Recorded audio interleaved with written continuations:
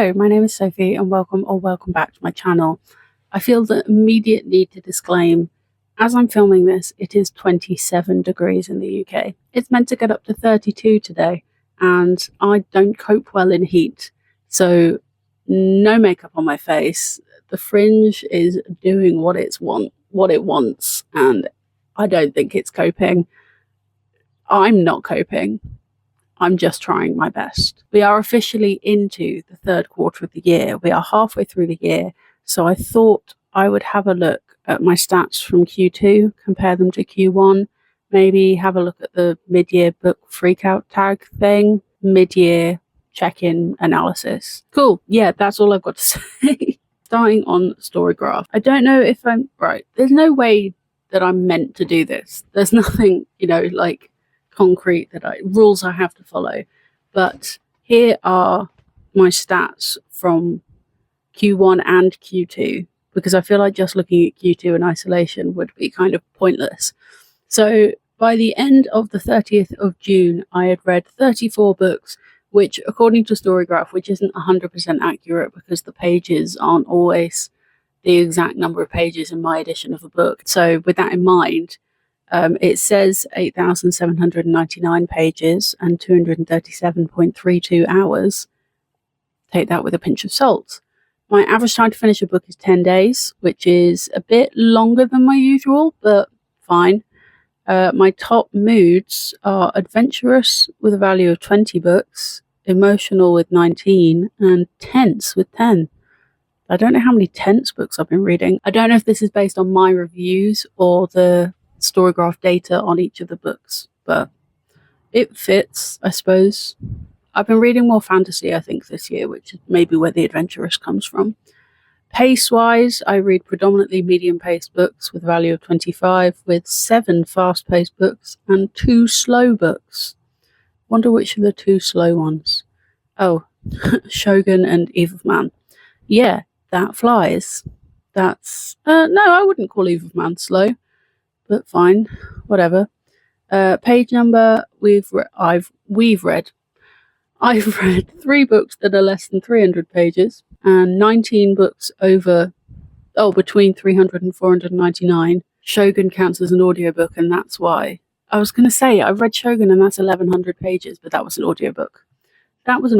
Speaking of, we have 1 audiobook at less than 8 hours. 5 between 8 and 16 hours and 6 over 16 hours. We've had a fair few long audiobooks this year, the longest of which was Shogun. And then, you know what? The fact that this isn't just a fiction circle, I'm happy with that. I've read 2 non-fiction books this year. Yeah, I do need to read more non-fiction, and I need to read more non-fiction that I'm actually going to enjoy, but that is a project for not right now, when it's not 27 degrees.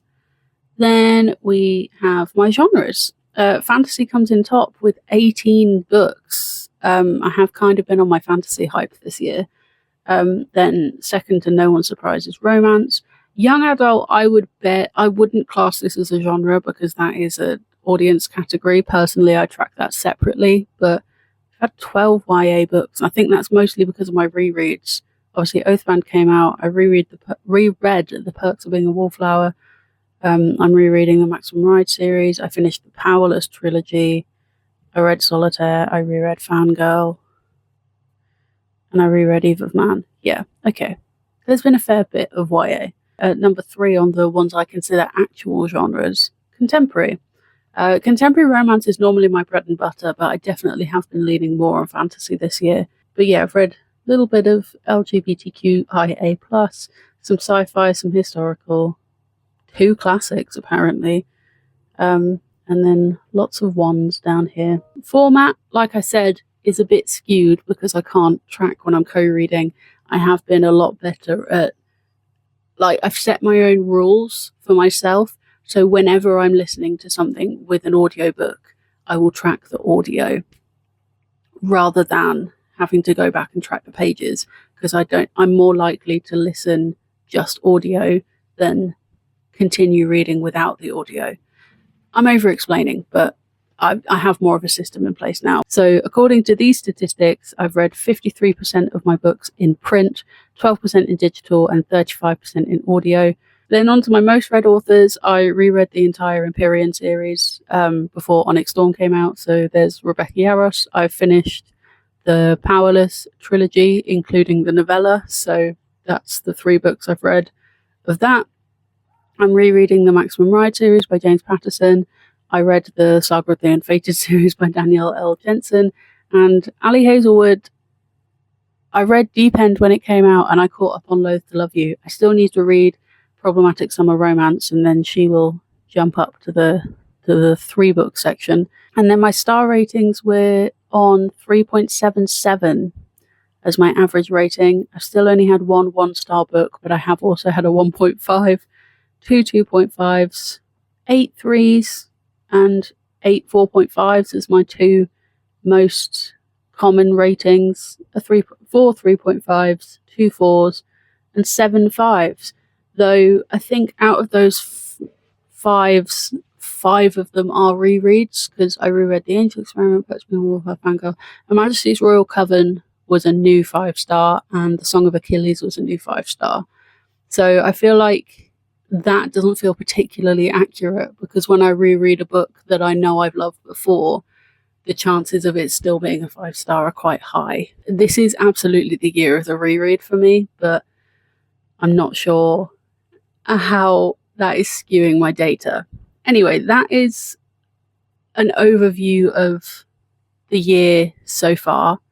Then we have a Q1, Q2 comparison using the custom plus feature on Storygraph. So on the left, we have Q1, and on the right, we have Q2. In Q1, I read 18 books, just over 4,000 pages and 125 hours, compared to 16 books, nearly 4,500 pages. So I read more pages in Q2, but in less books, and listened to probably 1 audiobook less.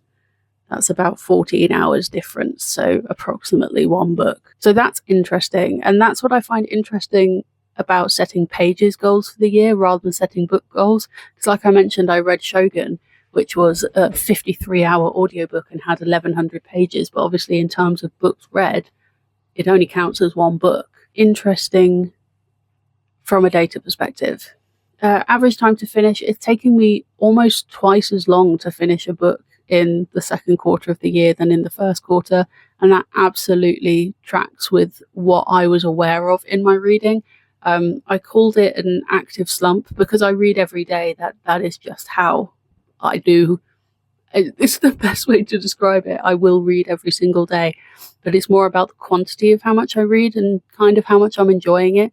It's somewhat a reflection of my mental state in being in a slump. The moods haven't changed too much. The emotional and adventurous are still the biggest chunks, but funny has moved down, is not as high up on the chart as it was before, and tense, with the same value, has moved up. These charts don't mean much to me, to be honest, but they're there and they have colours. Then we move on to the pace, and we've introduced slow-paced books in Q2, predominantly medium-paced books, which is fine. Page number, I haven't read any short books in Q2. It's all been 300 to 499 pages, average length books. No short ones here. Audiobook length, we have got rid of the short audiobooks and the short physical books, with 40% of my books being over 16 hours and 60% being between 8 and 16. How many books is that? That's 1, 3, 7 versus 5.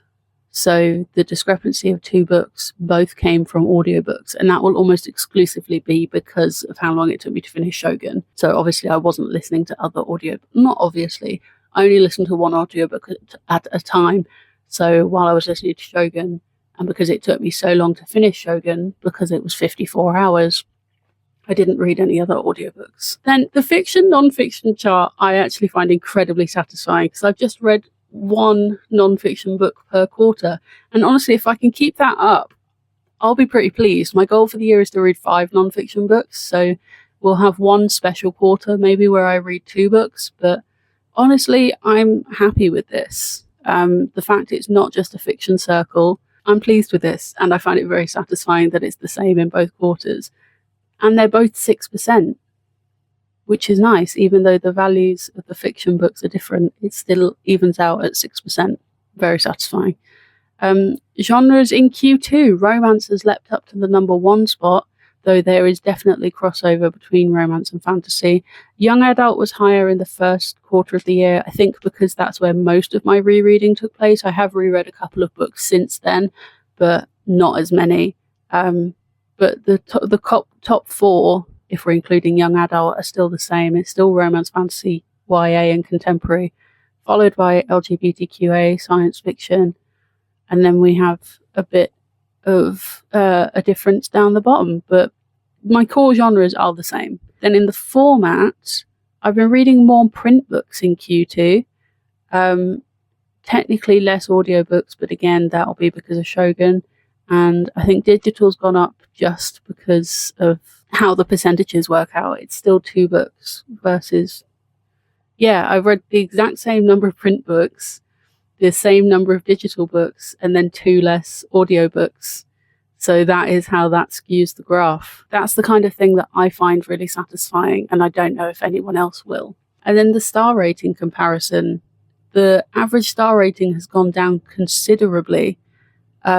Like I said, I haven't been rereading this as much in Q2. 3 and 4.5 are my highest, whereas 5 was my highest in Q1. Fascinating. I genuinely do find this fascinating, and that might be really boring, but I genuinely do find it interesting. So there are all my stats on Q2. Let's have a look at the mid-year book freakout tag. Can I do this without any prep at all? I'm getting the questions for the mid-year book freakout tag from Carrie Can Read's video. So if this isn't all the questions or they're not all right, that's fine, because I'm just answering the ones Carrie did, and we trust Carrie. So the first question, best book you've read so far in 2025. Now this one feels complicated because I reread my favourite book of all time in 2025. So obviously that is what I would call the best book of my year. But I already knew it was my favourite book of all time when I reread it. So I'm going to give 2 answers. So my favourite book of all time is Fangirl by Rainbow Rowell. So obviously I would describe that as the best book I've read in 2025. But the best new to me book that I've read in 2025 is definitely The Song of Achilles. I loved this book so much. I'm so annoyed with myself that I didn't read this earlier, because I'm pretty sure someone lent me a copy when I was in 6th form, and I don't think I gave it back. But I didn't read it either. I'm so sorry. Yeah, I love Greek mythology. I don't generally love character studies, but I like relationship studies. And I think this is just a study of the relationship of Patroclus and Achilles throughout their lives. And the plot is almost irrelevant or secondary to their relationship. So I loved reading about that. And I listened to the audiobook of that, and that was fantastic. Then we have the best sequel you've read so far in 2025. Now, I don't know if I've read that many sequels. I'm now having to reopen Storygraph to go through all the books I've read. Oh, actually, I think it would have to be A Curse Carved in Bone by Danielle L. Jensen. This is the second book that finishes the Saga of the Unfated duology. I really enjoyed this duology. I rated them both 4.5 stars. I liked reading about Norse mythology because, like I said with The Song of Achilles, I am a Greek mythology girly. But it might be broader than that. I might just be a mythology girly. I loved learning about all the different kind of gods that I didn't know about, but also recognizing a few names because I've seen Thor, the superhero movie. So I've heard a few of the names there. I liked the romance. I liked the plot. I loved the feminist rage within that book. It was wonderful. But new release you haven't read yet but want to. Now, I've been quite good at reading all the books I've pre-ordered, but there's a couple of releases that I didn't pre-order that I have picked up. And the one that immediately sprung to mind was Atmosphere by Taylor Jenkins Reid. Atmosphere by Taylor Jenkins Reid. I have only read one other Taylor Jenkins Reid book before, and that was Daisy Jones and the Six, but this cover is stunning. This edition is stunning. All the reviews I've seen of this have been incredible, and alongside being a mythology girly, I am a space aesthetic girly through and through. I wish I was intelligent enough to learn more about space because I love space. So the fact that this is about a female astronaut, incredible. I'm really excited to read that. But also, I do feel the need to acknowledge, as Ali Hazelwood is one of my most read authors, I haven't read Problematic Summer Romance yet, and I'm very excited to. I have seen mixed reviews, but from the Ali Hazelwood stands, I've only seen good reviews. So I think that will be a super fun one. I might audiobook that at some point, but she's got a monthly TBR to get through, and I'm trying to prioritize that. So those are the new releases I haven't read yet, but I really want to. My most anticipated release for the second half of the year. Now, let me open my spreadsheet, because of course I have a spreadsheet. I think I'm excited about Human Rights, which is the third book in the Her Majesty's Royal Coven series by Juno Dawson, but because I haven't read The Shadow Cabinet yet, which is book 2, I don't think I'm at peak excitement. I think the book I'm genuinely most excited to read is Holly Jackson's new release, Not Quite Dead Yet, which comes out this month. Very exciting. Biggest disappointment, ironically, is not the lowest rated book on my read books for this year. My lowest rated book is a terrible non-fiction travel book. I think my biggest disappointment is one that I have already sold on my Vinted, and it was She Who Became the Sun, because I was so excited. I've really enjoyed reading a lot of these books that are set in Chinese history or Asian mythology. I've read quite a few of those in recent years and really, really enjoyed them. It was just awful. Me and my sibling read that book as part of our little book club, and we both hated it. It was just weird, and I really don't get the hype on it. My biggest surprise, the one that immediately comes to mind, is because of the wedding library, which TLDR, when my husband and I got married, we asked our guests to gift us a copy of their favourite book, and in an endeavour to read them all, I choose one a month, and I'm slowly making my way through the entire library. So the spinner chose The Silence of the Lambs by Thomas Harris, which was a gift from my aunt, and The Silence of the Lambs is definitely not my kind of book on paper. Ironic. I think that's another thriller. It definitely falls into the horror genre, and yeah, I've never seen the film. I'm just not really into horror. I don't love jump scares, but obviously jump scares don't really work in books because it is much slower paced. Anyway, I went into it with an open mind, and I actually really enjoyed it. It's that, mystery thriller horror genre. Really took me by surprise. I think I rated it 4 or 4.5 stars in the end, but I was pleasantly surprised by how much more I enjoyed it than I thought I would.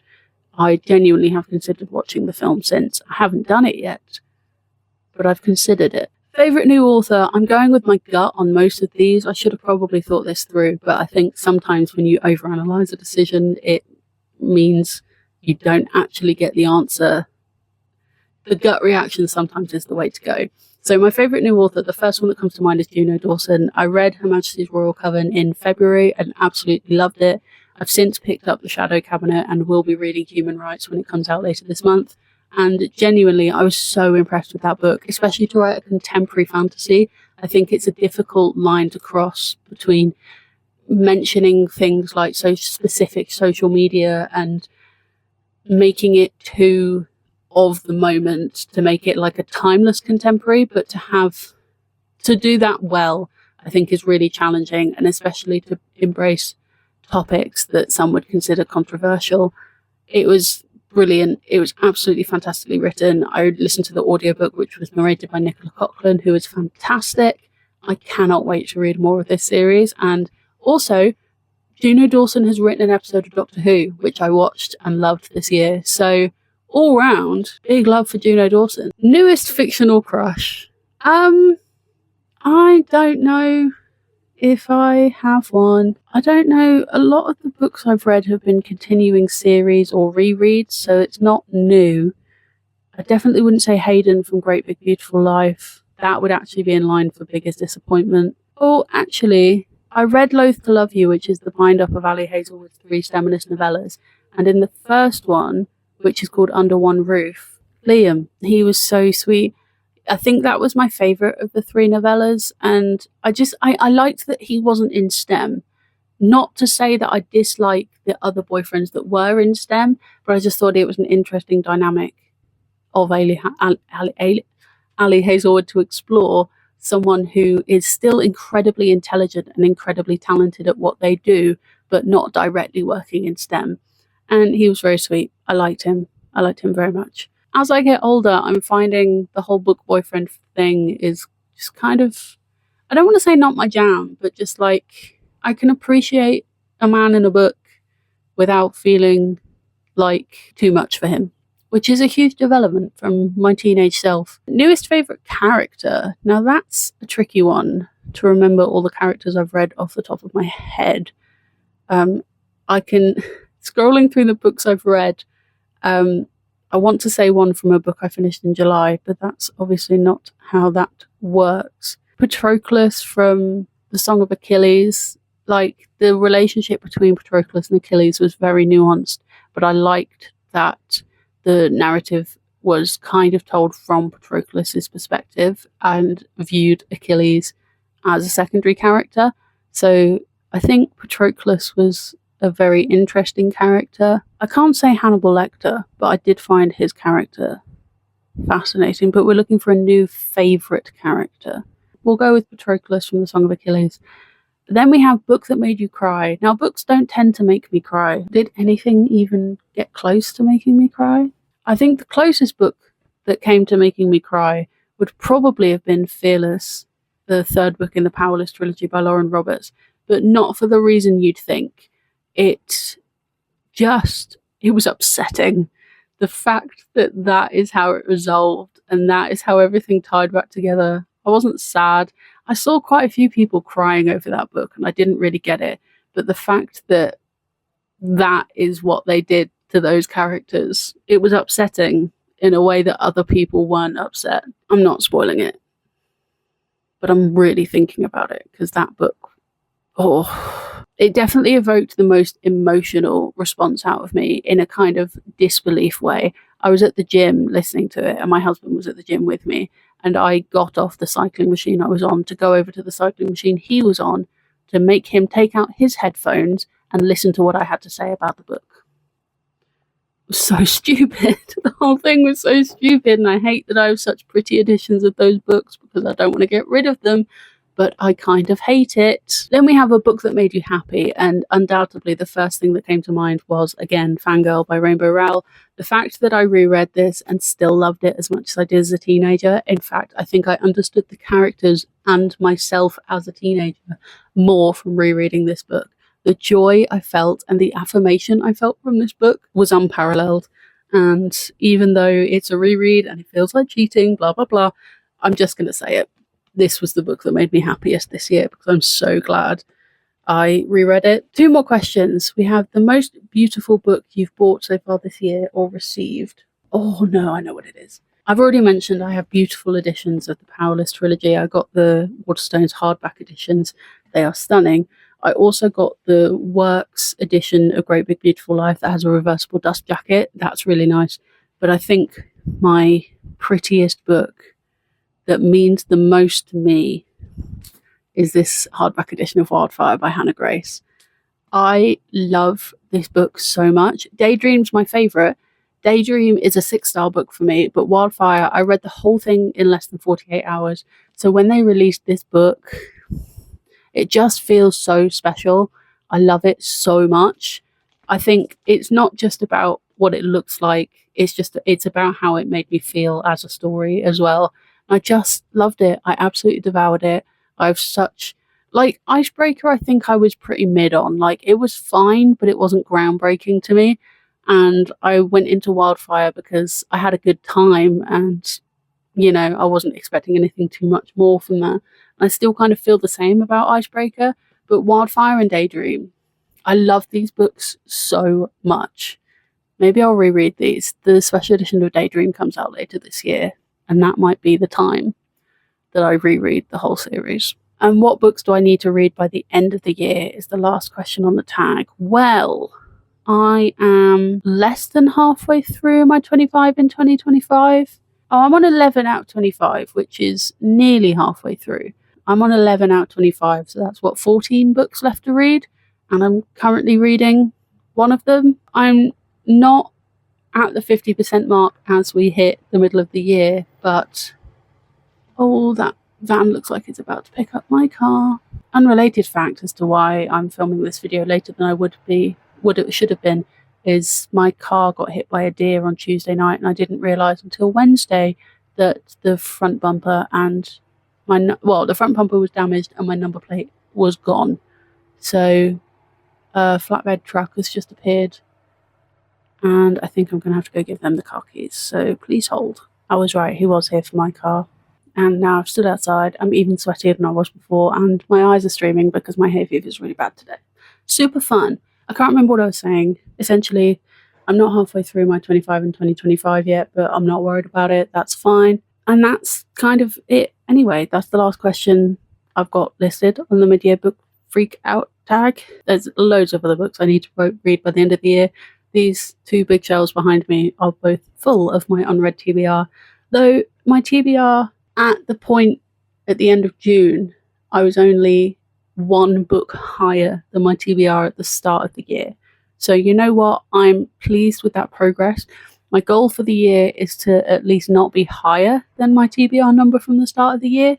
So as long as I'm no higher than 439, that's fine. So in the middle of June or the end of June, I was at 440, which is +1, which is manageable. We can do that. So that is, I think, everything that I was planning to evaluate in my mid-year book freakout tag / Q2 stats / whatever you want to call this video. Thank you so much for watching this. I have no idea how long this video is going to turn out to be, but I've been filming for far longer than I thought I would be. So thank you very much for watching. Thank you so much for watching. I hope you're having a great day. I hope you're reading a great book, and I'll see you next time for another bookish video. Bye!